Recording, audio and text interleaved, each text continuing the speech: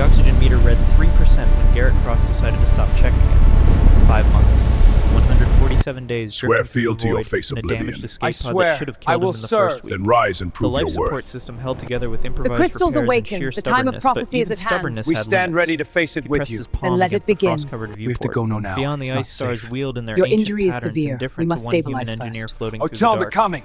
Lillian would The have made a path is joke set. about this. There is no turning Something back. about his I inability know, to but the accept cost when a is too machine was high. truly The broken. choice is made. She'd Then we always move. said he treated every piece of equipment like it deserved a second chance. Garrett pulled his hand back. The viewport fogged where his skin had touched it, then cleared again as the cold reclaimed the space. 2% oxygen. He activated the pod's emergency beacon one last time. The signal pulsed out into the emptiness, a desperate whisper swallowed by distance. No one was listening. No one had been listening for months. The Dominion Coalition had burned Outpost Halcyon from orbit. Systematic, efficient. 30,000 people reduced to ash and debris while the surrounding systems watched and did nothing. Garrett had been in the power core when the bombardment started trying to bring the defense grid online with 15 other engineers. He'd made it to an escape pod. Lillian had been coordinating evacuations in the residential sector. She hadn't made it anywhere. 1% oxygen. Garrett reached for the recording device. His fingers were numb, clumsy. It took 3 attempts to activate it. "This is Garrett Cross, Engineer, Outpost Halcyon." His voice came out rough, unused. "If anyone finds this recording, tell my sister Anna that I tried. Tell her I fixed the engine until there was nothing left to fix." He paused. What else was there to say? That dying was easier than he'd expected. That the hard part had been the 5 months of waiting, not the final hours. "Tell her I thought about Lillian at the end. Tell her—" The pod lurched violently. Garrett's head slammed against the bulkhead. Warning lights erupted across the console, red and orange, cascading like fire. The hull groaned metal, screaming as something massive locked onto the pod with a tractor beam. He blinked blood from his eyes and stared at the sensors. A ship. Not human design. Crystalline hull structure, energy signature, unlike anything in the Coalition database. The pod shuddered as it was drawn inexorably toward an airlock that dilated like a living thing. Garrett Cross had exactly 30 seconds to decide if he wanted to be rescued by aliens or die peacefully in the dark. He chose to live. The obsidian blade pressed against Garrett's throat with the precise pressure of someone who knew exactly how much force it took to draw blood. Commander Wraith held the weapon steady, his silver-scaled face inches from Garrett's. The throne room of the Silithian Empire stretched out behind them, a cathedral of crystalline architecture that caught and refracted light into patterns that hurt to look at directly. 400 nobles watched in absolute silence. "You dare petition for sanctuary," Wraith said, his voice carrying across the hall without rising in volume, "when your species cannot even hold a single colony world." Garrett kept his eyes forward, fixed on the empty throne at the far end of the chamber. The blade was cold against his skin. He'd been here before in a way. Not literally, but he'd faced death enough times in the past 5 months to recognize its particular flavor. "With respect, Commander Garrett said quietly, "we held Halcyon for 8 years against the Coalition. We only lost it because no one answered our distress calls." A murmur rippled through the assembled Silithians. Their skin varied in shade from pale blue to deep indigo, and all of them tall, angular, beautiful, in the way that ice sculptures were beautiful. Wraith's grip on the blade tightened. "Insolence. Truth." The blade drew a thin line of blood. Garrett didn't move. He'd survived the fall of Halcyon.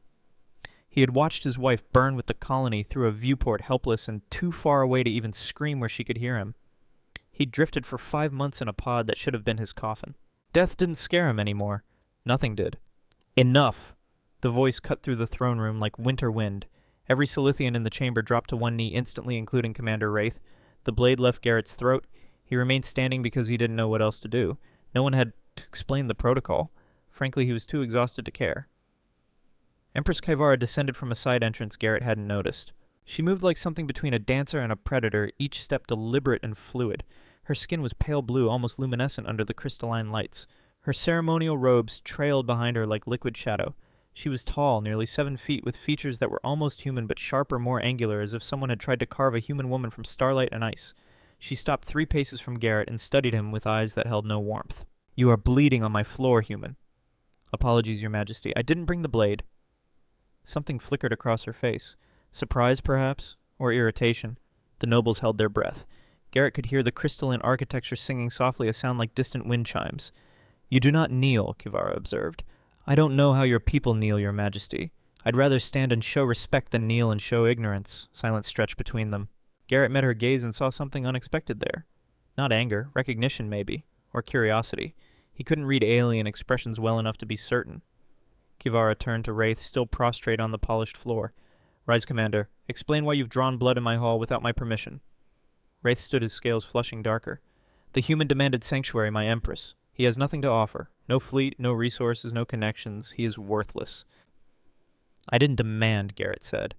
I asked. There's a difference. Kivara's gaze returned to him. And what would you offer for sanctuary, human? What do you have? Garrett considered the question honestly. He had nothing. His pod was scrap metal. The other survivors from Halcyon were scattered across a dozen systems, if any had survived at all. His wife was Ash. His homeworld was 3 generations of faster-than-light travel away, and had washed its hands of the outer colonies decades ago. Labor, he said finally. I can work. I'm an engineer. I can fix things. Laughter erupted from the nobles. Low, cruel, dismissive.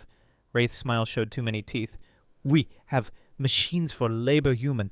We have engineers born to castes higher than your entire species. Then I have nothing, Garrett said. The words came out flat factual. But I'm asking anyway. Kivara raised one hand. The laughter stopped instantly. Leave us. Wraith's eyes widened. My Empress protocol demands, leave us. The command left no room for argument. The nobles filed out in rigid formation, Wraith last. His gaze promised violence when they met again. The great doors sealed with a sound like a tomb closing. Kivara circled Garrett slowly, studying him from every angle. He stood still, letting her look. Blood from the cut on his throat traced a thin line down to his collar. You are not afraid, she said finally. No. Why? I've already lost everything, Your Majesty. Fear requires something left to lose. She stopped in front of him close enough that he could see the subtle patterns in her skin like frost forming on glass. Her eyes had flecks of silver in the blue like distant stars. My advisors will demand I execute you for the insult you've shown today. Probably. You're not going to apologize. For what, telling the truth standing when I didn't know to kneel bleeding on your floor? He shook his head slightly. I'll apologize for genuine offenses, Your Majesty, but I won't apologize for existing. Kivara was silent for a long moment. When she spoke, her voice was barely above a whisper. I'm coming to your room tonight. Garrett's heart stopped. Your what? You will be given quarters in the eastern wing, basic accommodations. Tonight after the third moon rises, I will come to you. We will speak privately. Her expression gave nothing away. Tell no one. If you do, I will deny it and you will be executed for slander against the crown. Why, Garrett managed. Because you are the first person in 12 years to stand in my presence and speak without calculating advantage. She turned away, robes sweeping across the blood-stained floor. Do not mistake this for affection, human. I am curious, nothing more. The doors opened. Guards entered to escort him away. As Garrett was led from the throne room, he caught one last glimpse of the Empress standing alone before her empty throne. For just a moment he thought he saw something in her posture that he recognized. Loneliness. The quarters were sparse. A bed, a table, a window overlooking an alien garden filled with crystalline plants that sang in harmonics he could almost but not quite hear. Garrett sat on the edge of the bed and waited. The cut on his throat had stopped bleeding. He'd cleaned it with water from the small wash basin and watched his reflection in the polished metal mirror. A stranger stared back, thinner than he remembered. Older, 5 months of recycled air and desperation had carved hollows under his eyes. Lillian wouldn't recognize him. The thought came unbidden and struck harder than expected. He pushed it away, focused on the present. An Empress was coming to his room. The statement was absurd enough that his mind kept trying to find rational explanations. Interrogation, maybe. Or assassination. Perhaps this was how the Silithians handled unwanted refugees' private executions instead of public spectacle. He should be afraid. Wasn't fear the rational response? But Garrett had used up all his fear in that escape pod watching the oxygen meter count down. This was just one more unknown in a universe that had stopped making sense 5 months ago. The third moon rose, casting pale blue light across the garden. The crystalline plants responded to its illumination, their song shifting to a lower register, beautiful and alien and utterly indifferent to human concerns. A section of the wall slid open silently. Kivara stepped through alone, wearing simpler robes than before. Without the ceremonial weight, she looked smaller, more real. The opening sealed behind her, leaving no trace. You're actually here, Garrett said. You doubted me. I considered the possibility that this was an elaborate test to see if I'd try to escape. The corner of her mouth twitched. Not quite a smile. And if it were, then I'd fail it. I have nowhere to go. Kivara moved to the window, looking out at the garden. In the moonlight, the plants sang their crystalline song. She stood with her back to him, and Garrett found himself studying her posture, rigid, controlled. Everything about her screamed discipline and careful self-management. How did your wife die? The question hit like a blade between the ribs. Garrett took a breath. The Coalition broke through our orbital defenses. They didn't invade. They just burned everything from orbit. Systematic bombardment. Lillian was in the residential sector coordinating evacuations. I was in the power core trying to bring the defense grid online. He stared at his hands. I got out. She didn't. Do you blame yourself? Every day. Kivara turned from the window. Among my people, survivors of great loss are considered cursed, touched by ending. To associate with them is to invite misfortune. So I'm bad luck on top of being worthless. According to tradition, yes. She moved to the single chair, sat down with perfect posture. And yet I'm here anyway. Garrett studied her face. The careful neutrality was starting to crack around the edges. Why, my consort died 12 years ago. The words came out flat practiced as if she'd said them many times. An infrastructure accident in the palace power systems. He was inspecting maintenance work when a cascade failure occurred. I survived because I was attending council meetings. He did not. She paused and Garrett saw something shift in her eyes. Since then I am considered cursed. The nobles tolerate me because I am competent and the succession is complex. But no one touches me. No one stands close. No one speaks to me without calculation. Until me. Until you. A human with nothing to lose who doesn't know our superstitions. She leaned back slightly. It is novel. Garrett considered this.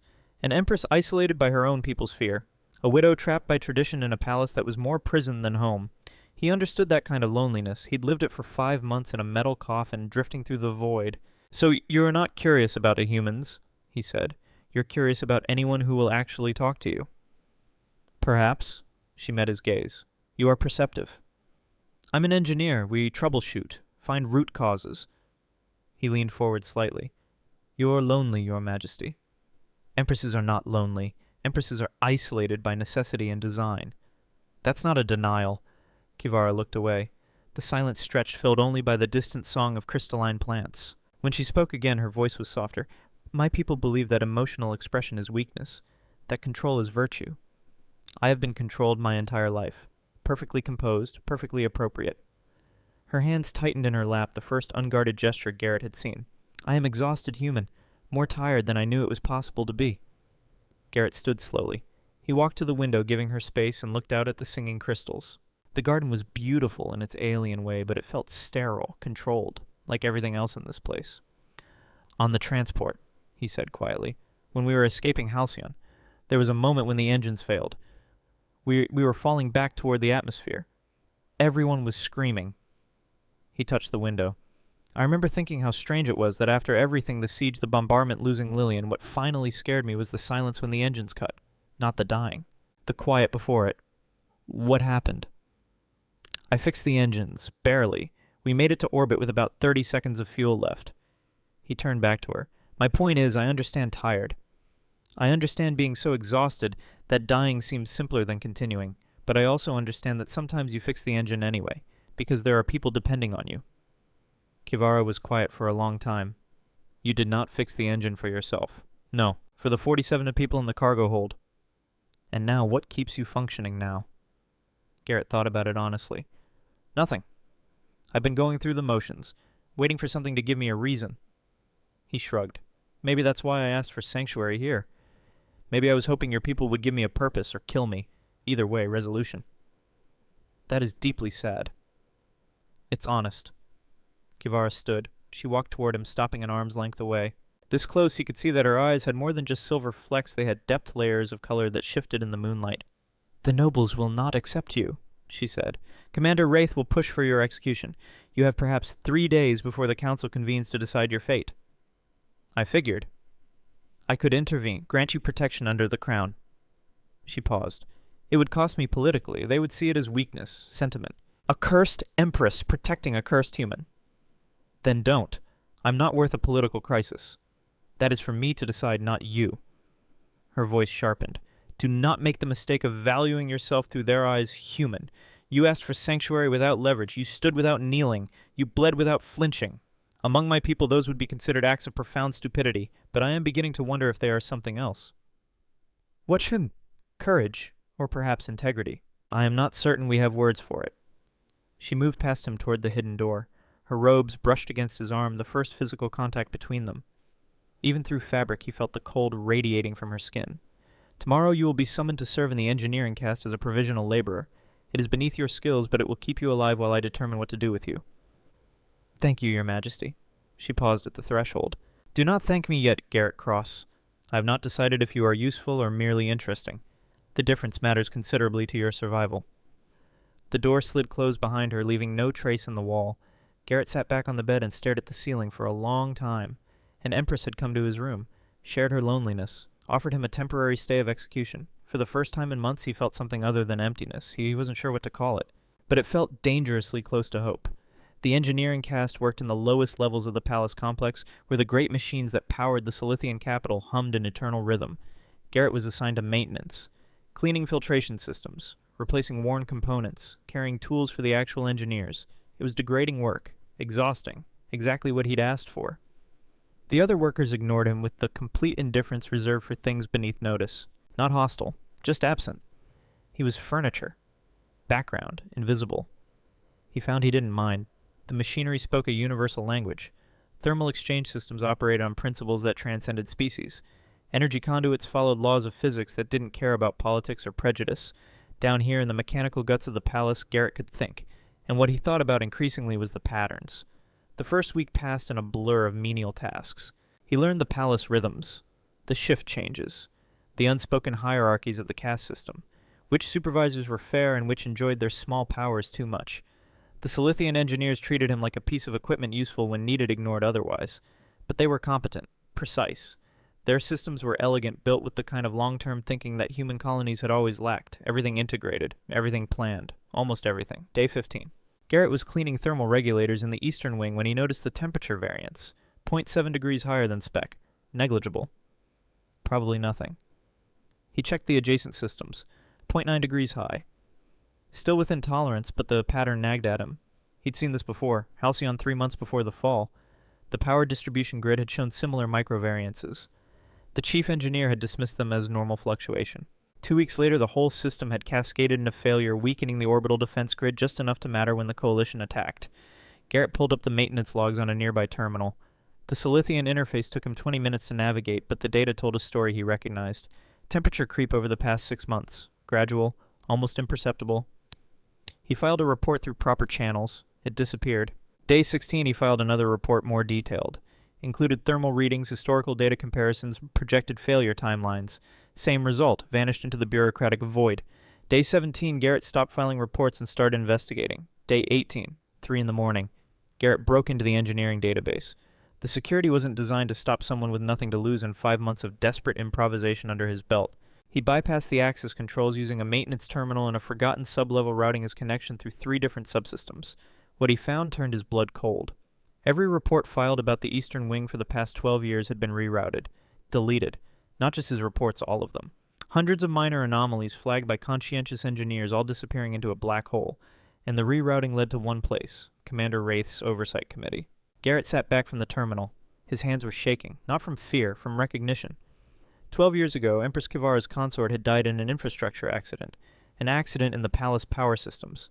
And for 12 years, someone had been systematically burying evidence of ongoing sabotage in those same systems. This wasn't random equipment failure. This was murder. Slow, patient, methodical murder. And Kivara was next. Day 19, Garrett broke protocol. The royal garden was forbidden to all but the Empress's personal staff. He slipped through a maintenance access during the 3rd shift when the guards changed rotations. The garden was larger than he'd expected, filled with those crystalline plants that sang in harmonics that made his teeth ache. Kivara sat on a bench near the center alone, still in formal robes from some ceremony. She looked exhausted. "You should not be here," she said without turning. "The power regulation in your wing is failing." Garrett kept his voice low.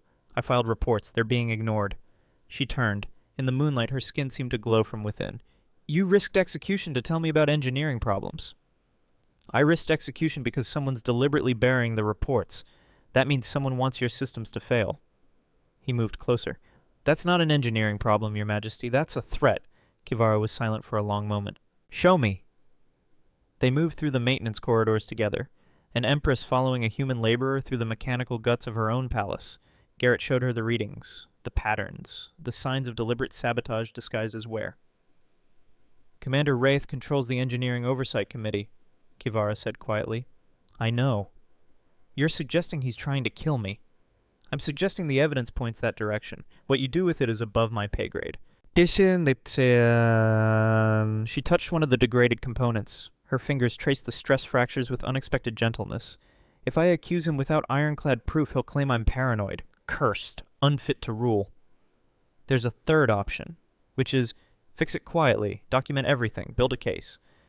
Garrett met her eyes. I can do the repairs myself off schedule. No one notices maintenance workers. By the time he realizes the sabotage isn't working, you'll have evidence of what he was trying to do. That would take months. I'm not going anywhere. Kivara studied him.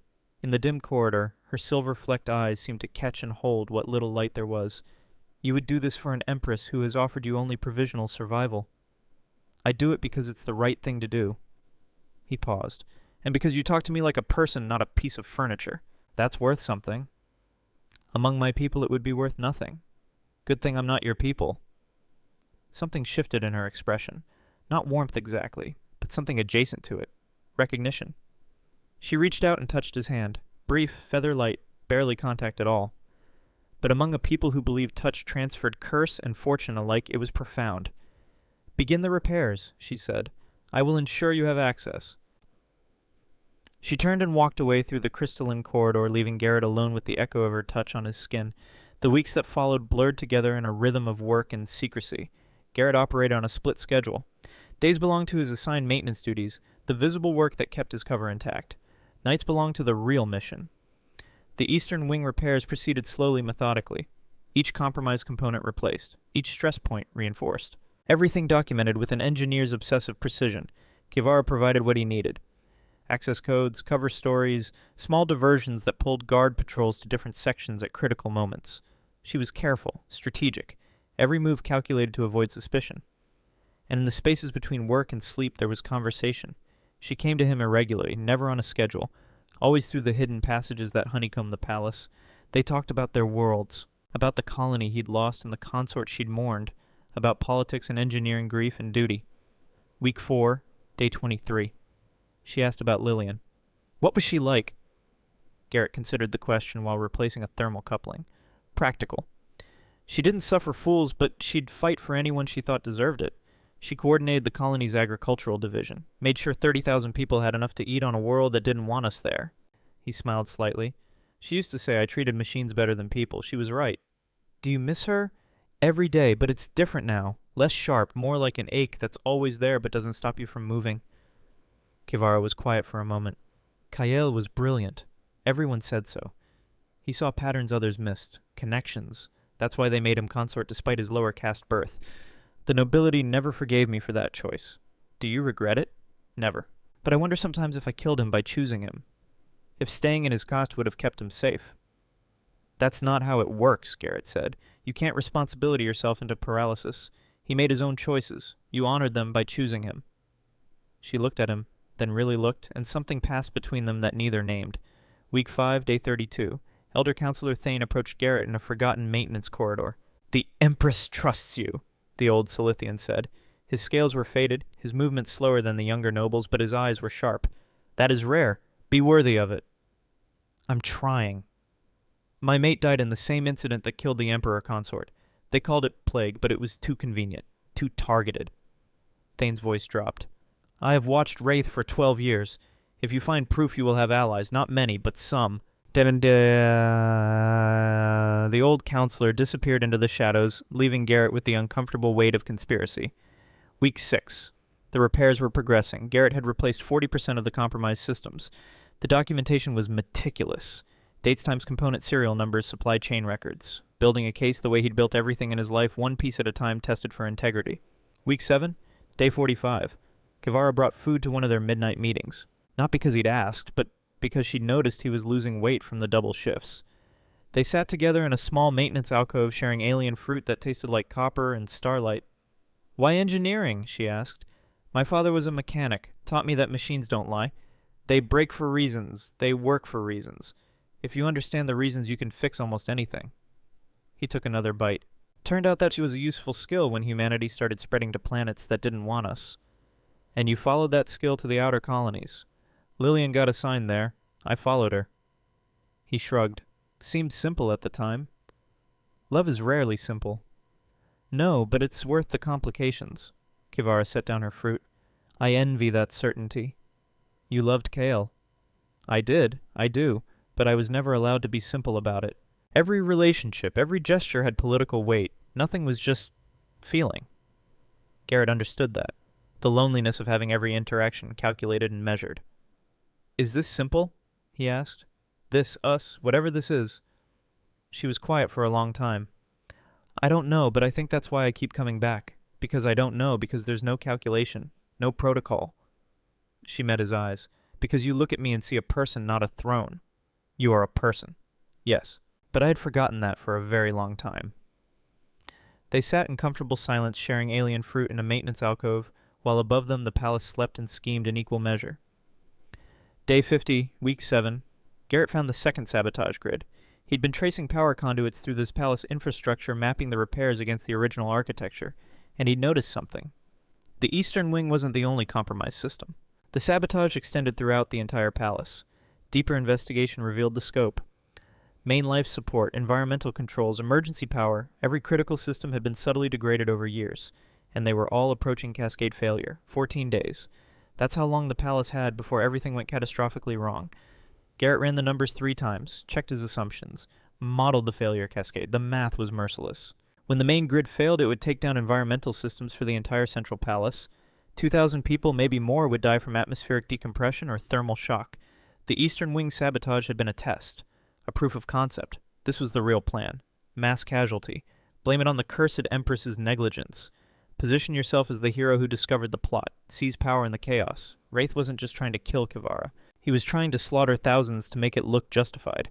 Garrett sat in the maintenance alcove surrounded by schematics and projections and faced an impossible choice. The eastern wing repairs had taken him 7 weeks of focused work, and they weren't even complete yet.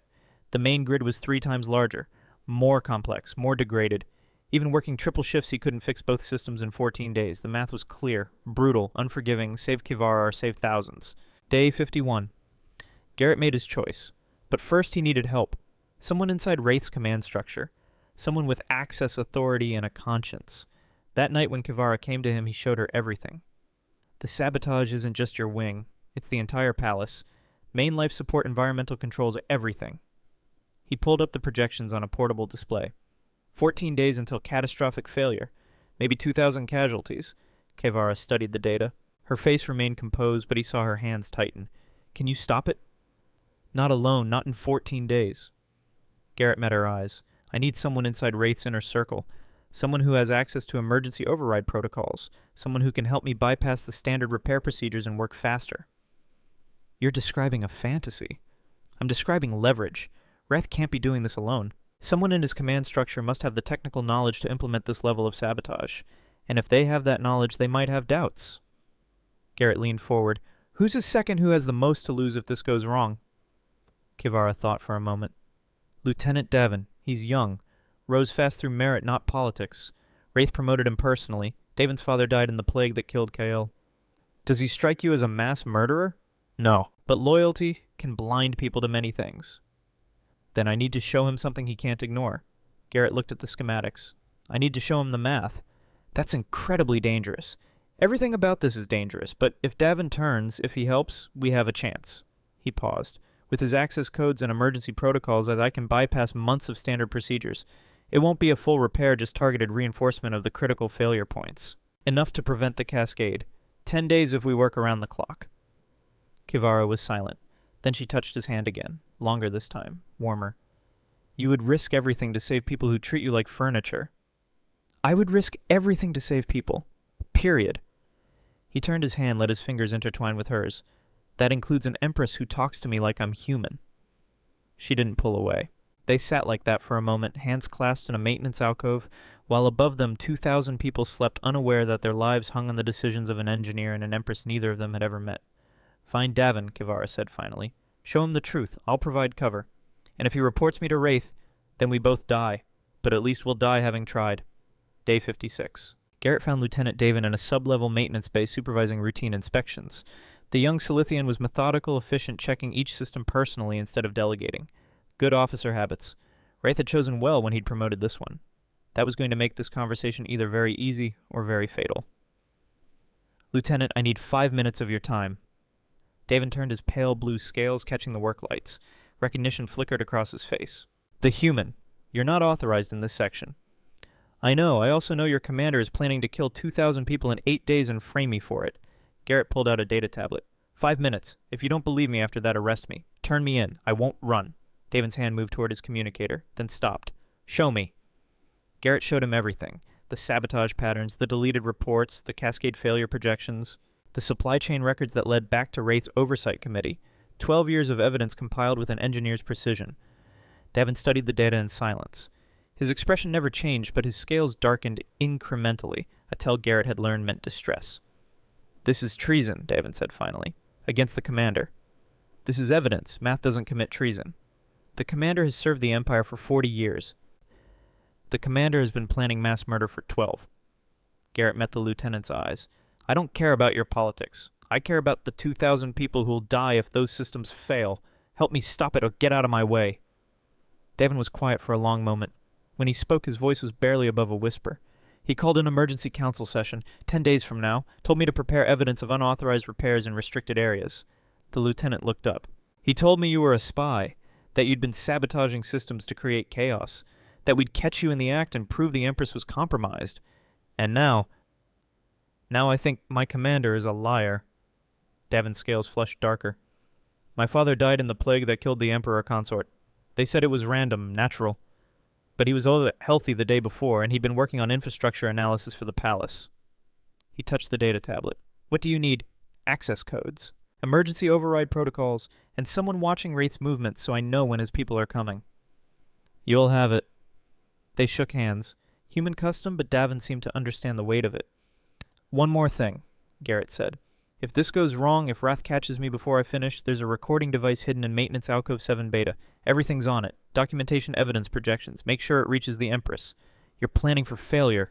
I'm planning for contingencies. It's what engineers do. Days 57 through 64 became a nightmare of work and calculated risk. Garrett slept in 3-hour increments. Ate while walking between systems. His hands developed calluses, then blisters, then new calluses over the blisters. The Silithian tools were designed for longer fingers, different grip strength. He adapted. Davin provided what Garrett couldn't get alone. Emergency access codes that bypassed safety interlocks. Technical specifications that weren't in the public database. Real-time intelligence on Wraith's schedule and the locations of his security teams. More importantly, Davin helped with the actual work. The lieutenant had engineering training all Silithian officers did, and he was competent. Together they could accomplish in hours what would have taken Garrett days alone. The strategy was triage. Not a full repair, but targeted reinforcement. Identify the critical failure points, the nodes where a cascade would begin, and shore them up. Replace the most degraded components. Install redundant safety systems. Make the grid robust enough to survive even if secondary systems failed. It was brutal work, physically exhausting, mentally draining. But it was working. Day 64, week 9. They finished. The primary power distribution system was stable. Not pristine, not perfect, but strong enough. Garrett ran the diagnostics 5 times. The math was clean.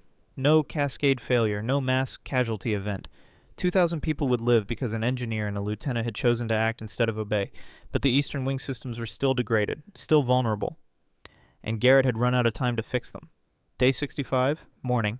Garrett returned to the Eastern Wing to assess what could be done. That's when he found the third grid. It wasn't part of the palace infrastructure. It didn't belong to any legitimate system. Hidden behind a false maintenance panel in the throne room itself, a device that had no reason to exist. Garrett's hands went cold as he recognized the design. A thermal charge. Military grade, compact, elegant. Enough explosive force to vaporize everything within a 50-meter radius. And it had a timer. 48 hours. Day 67, noon. The Empress would be holding court. Standard protocol. She'd be on that throne surrounded by nobles and guards and petitioners when the device detonated. Garrett pulled out his communicator to call Davin. The blow came from behind. Pain exploded across his skull. The world tilted. Hands grabbed him, dragged him backward. He tried to fight, but there were too many. 4 guards, maybe 5, Wraith's personal security. Found him tampering with the throne room systems, one said into a comm unit, just like the commander predicted. They zip-tied his wrists. One of them hit him in the ribs for good measure. Professional, calculated, designed to hurt without causing visible damage. They dragged him through the palace corridors as shift change happened.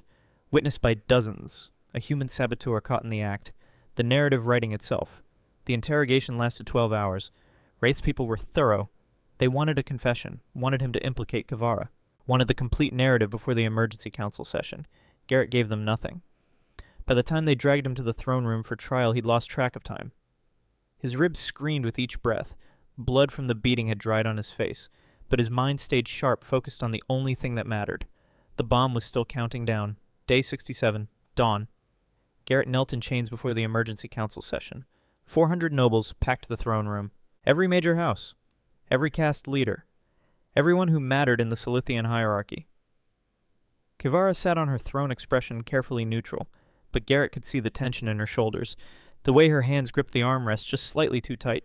Commander Rath stood at the prosecution position, his scales bright with triumph. Honored counsel, Rath began, his voice carrying across the crystalline chamber. I present evidence of treason. The human Garrett Cross has been found in restricted areas, has tampered with critical systems, has conducted unauthorized repairs. He produced a data crystal, and we have proof he has been meeting secretly with the Empress herself.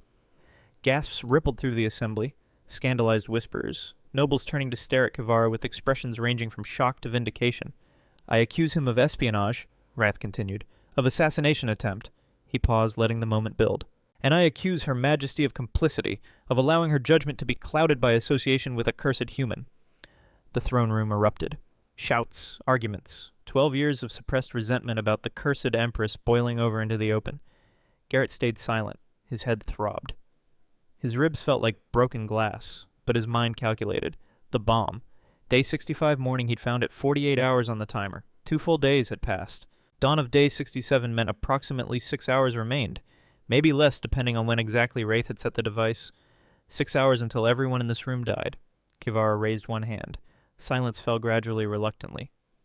The human may speak in his defense. Garrett met her eyes. A message passed between them. Trust me.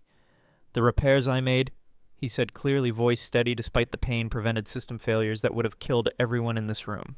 Check my documentation against the original maintenance logs. Someone's been falsifying records for 12 years. Someone with access to the Engineering Oversight Committee. Wraith's smile didn't waver. Convenient claims. The word of a human against a high commander. The council is not that foolish. Then don't take my word. Garrett looked directly at Kivara. Take hers. The Empress stood, descended from the throne, each step deliberate, measured. The crystalline floor sang softly under her feet. I have reviewed the documentation Garrett cross-compiled. It is thorough, accurate, and damning. She reached the center of the chamber. It shows a pattern of deliberate sabotage beginning 3 months after my consort's death. It shows falsified inspections, ignored warnings, a systematic effort to create conditions where my death would appear accidental. Wraith's composure cracked, just slightly, just enough.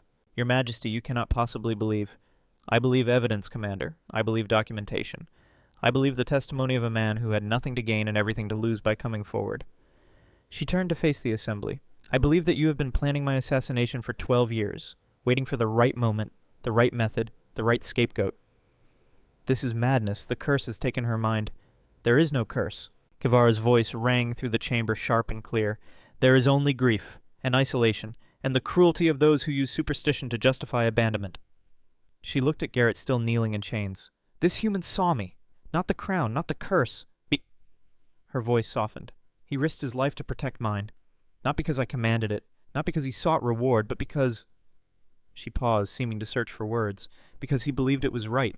Because he has more integrity in his smallest act than this entire court has shown in 12 years. Your Majesty! Wraith's voice was desperate now. You cannot elevate a human above this Lieutenant Davin. Kivara's interruption was precise. Step forward. Davin emerged from the crowd, walked to the center of the chamber, removed Wraith's insignia from his uniform and dropped it on the floor. The silence was absolute. Commander Wraith, Davin said, his voice carrying despite its quietness, confessed his plan to me 6 days ago. I've been recording our conversation since. He produced a small device, activated it. Wraith's voice filled the throne room, tinny but unmistakable. The human will be caught tampering with the throne systems.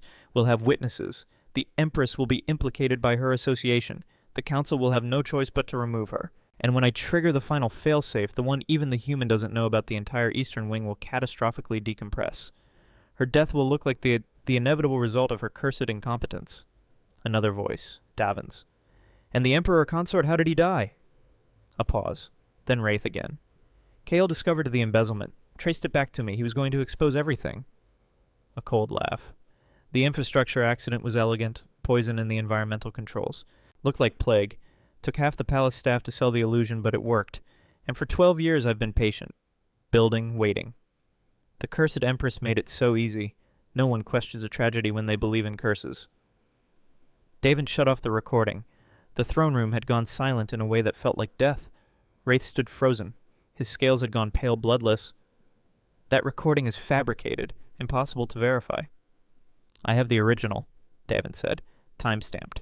Encrypted with military-grade protocols, along with 6 other conversations, all backing up the human's evidence. You traitorous... I serve the Empire, Daven interrupted. Not a murderer. Kivara gestured. Her personal guard moved forward. Wraith was seized before he could react. High Commander Wraith, you are stripped of rank and the title. You will be confined pending full investigation. If the evidence supports the charges, and I believe it will, you will face execution for treason and murder. As Wraith was dragged away screaming protests that echoed off the crystalline walls, Kivara walked to where Garrett knelt. Release him. The chains fell away. Garrett stood slowly. Every muscle ached. His ribs protested the movement. You saved me, Kivara said quietly so only he could hear. Again. I just showed you what was there. You saved yourself. Perhaps. She reached up, touched his face. In full view of the assembled court, in full violation of every tradition that had kept her isolated for 12 years. Perhaps that is what I needed. Someone to show me I was worth saving. The nobles stared, some in horror, a few Elder Thane among them with something that might have been approval. This will cause problems, Garrett murmured. Yes, they'll say I've lost my mind, that the curse has taken me, that I'm not fit to rule. And what do you say? Kivara lowered her hand but didn't step back. I say I choose connection over isolation. I choose truth over tradition. She smiled, small, real. I choose to discover what we are together, without expectation, without protocol. Your Majesty, Garrett said urgently, there's still a bomb in your throne, hidden behind the maintenance panel. I found it yesterday before they grabbed me. Military-grade thermal charge. By my calculation, we have less than 6 hours before detonation. The smile vanished. Every noble in earshot went silent. What best was Wraith's failsafe? The one he mentioned in the recording. It's real. I need 4 hours minimum to disarm it safely. You need to evacuate this room. Now. Listen. Kivara didn't hesitate. She turned to the council. The palace will evacuate immediately. All non-essential personnel. This is not a request. Chaos erupted. Questions, protests, demands for explanation. Now! The command carried absolute authority. The throne room emptied in controlled panic. Nobles and guards and staff streaming toward the exits. Daven coordinated the evacuation with calm efficiency, directing people to safe zones in the outer wings. Elder Thane paused on his way out. May the ancestors guide your hands, engineer. Math will have to do, Garrett replied. Within 15 minutes, the throne room was empty except for Kivara, Garrett, and Daven, who refused to leave. You need to go too, Garrett said to Kivara. No, Your Majesty. If you're staying, I'm staying. She met his eyes. We've established I'm terrible at following protocol. Garrett wanted to argue. Knew it would be pointless. Instead, he turned to the throne and pulled the maintenance panel. The device sat there innocuous and lethal. Timer counting down in Silithian numerals. 5 hours. 37 minutes. Daven, Garrett said, I need you to monitor the palace sensors. If this thing has a remote trigger or a dead man switch, we need to know. Understood. The lieutenant moved to a nearby terminal, fingers flying across the interface. Garrett set to work. The thermal charge was sophisticated. Wraith had planned this carefully. Triple redundancy on the detonation mechanism. Anti-tamper protocols that would trigger an immediate explosion if he made one wrong move. Motion sensors, pressure sensors, even a basic AI that monitored for interference attempts. But Garrett had built a career on fixing things that shouldn't be fixable. He started with the outer casing, carefully mapping the sensor array, understanding the logic of the design. Every bomb had a philosophy, a set of assumptions about how someone would try to disable it. The trick was finding what the designer hadn't anticipated. 1 hour passed. Garrett bypassed the motion sensors by creating a mimic circuit that fed the system false data, making it think nothing had moved even as he worked. 2 hours passed. The pressure sensors were trickier. They monitored the weight of every component, removed the wrong piece, and the whole thing would detonate. Garrett had to understand the entire weight distribution before he could safely touch anything. Kivara sat nearby watching, not speaking, just present. Her presence was steadying in a way he hadn't expected. 3 hours passed. Garrett reached the first of 3 detonation circuits. This was the critical moment. The circuit had a feedback loop. If it detected any interruption in current, it would trigger. He needed to bridge the circuit, maintain current flow, and simultaneously disable the detonation mechanism.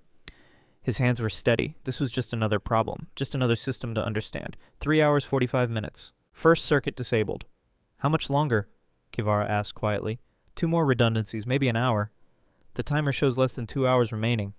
I know. 4 hours, 6 minutes. Second circuit disabled. But the third was different, more complex. Wraith's masterpiece. A quantum-locked trigger that would detect any attempt to alter its state and immediately detonate. Garrett stared at it mind-racing. He'd never seen anything like this. The mathematics were elegant, vicious, almost beautiful in their precision. Davin, he called, I need you to look at this. The lieutenant came over, studied the device. His scales paled. That's military-grade quantum encryption. You can't bypass it. The act of observation collapses the quantum state and triggers detonation. There has to be a way. Not in an hour, not without equipment we don't have. Garrett sat back, stared at the bomb. 1 hour, 43 minutes remaining. Think. There was always a solution. Always a way to fix what was broken. Unless... What if I don't bypass it? Garrett said slowly. What miss... The quantum lock prevents interference, but it's designed to protect the detonation circuit. What if I don't touch that circuit at all? He traced the wiring with his eyes. The thermal charge itself was separate from the trigger mechanism. The trigger sent a signal, but the actual explosive payload was a distinct component. If I can isolate the explosive material from the trigger, Garrett said, thinking out loud, create a physical separation before the trigger fires, the timer will still count down, Davin objected. Yes, but when it reaches 0, the trigger will send a detonation signal to a payload that's no longer connected. The signal will fail, no explosion. That's insane. You'd have to physically extract the thermal core from the casing. The pressure sensors, I already mapped them. I know exactly how much each component weighs. I can maintain the pressure profile while I work. Kivara stood. How much time do you need? 30 minutes, maybe 40. She checked the timer. 1 hour, 38 minutes. Then you have time? Work. Garrett worked. The thermal core was buried deep in the device, surrounded by the very sensors and the triggers designed to protect it. Extracting it meant threading a needle through a minefield. He started with the outer layers, carefully removing shielding panels while maintaining exact weight distribution using calibrated counterweights. Every movement was calculated, every adjustment measured 3 times, 1 hour, 15 minutes, halfway there. The thermal core was visible now, a cylinder of compressed exotic matter that glowed faintly in the dim light, 59 minutes. Garrett's hands were shaking from adrenaline and exhaustion. He forced them still. This was just another repair, just another system. 42 minutes. He'd isolated 3 of the 4 connection points. 1 remained, the critical one, the final link between trigger and payload, 38 minutes. Garrett? Kivara's voice was soft. If this doesn't work, it'll work. But if it doesn't, I want you to know that these months, these conversations, they have meant to tell the idea and tell me after. He didn't look away from the device. Couldn't afford the distraction. When this is done, tell me then. 27 minutes. The final connection was a quantum-locked filament. Thinner than a hair, stronger than steel, and booby-trapped 6 different ways. Garrett studied it from every angle, mapped the trigger points, understood the designer's logic, and saw the flaw. The quantum lock was perfect, the filament was perfect, but the mounting bracket that held the filament in place was just ordinary metal. Strong, yes, but not quantum locked, not monitored by the sophisticated sensors. If he could fracture the bracket without disturbing the filament 18 minutes, Garrett used a molecular cutter set to its finest setting, a beam of coherent light that could slice through metal at the atomic level. Precision beyond human capability, but the Silithian tool was designed for it. He cut, slowly, carefully. The bracket began to separate. 12 minutes, almost there. The bracket was 90% severed, just a little more. 9 minutes. The bracket gave way. The thermal core dropped 2 millimeters onto the stabilization platform Garrett had prepared. The quantum filament remained intact, still locked, still connected to the trigger, but it was connected to nothing. Garrett lifted the thermal core carefully, carried it to the far side of the room, set it down in a shielded containment box Davin had prepared. 5 minutes. It's done, Garrett said. The trigger will fire, but there's no payload to detonate. They waited. 4 minutes. 3 minutes. 2 minutes. Kivara stood beside Garrett, close enough that their shoulders touched. 1 minute. Davin watched the timer from the terminal, counting down the final seconds. 30 seconds. 20. 10. The timer reached 0. A soft click came from the bomb housing. A signal sent. A circuit completed. Nothing exploded. The throne room remained standing. The crystalline walls continued their soft song. 400 lives had been saved because an engineer had refused to accept that some things couldn't be fixed. Garrett sat down. The adrenaline was crashing, leaving him hollowed out and shaking. 7 minutes to spare, he said. His voice came out rough. Closer than I'd like. Kivara knelt beside him, pulled him into an embrace that broke every remaining protocol. They stayed like that for a long moment, two people who'd found each other in loneliness and saved each other through choice. It's over, she said. Yes, thank you. For what I just did the math. For showing me I was worth saving. For giving me the choice to fight instead of accepting fate. She pulled back to look at him. For being exactly who you are. Devon cleared his throat politely. The council will want to reconvene. There will be questions, investigations, reforms. Let them wait, Kivara said. For once in 12 years the Empire can wait. 3 months later.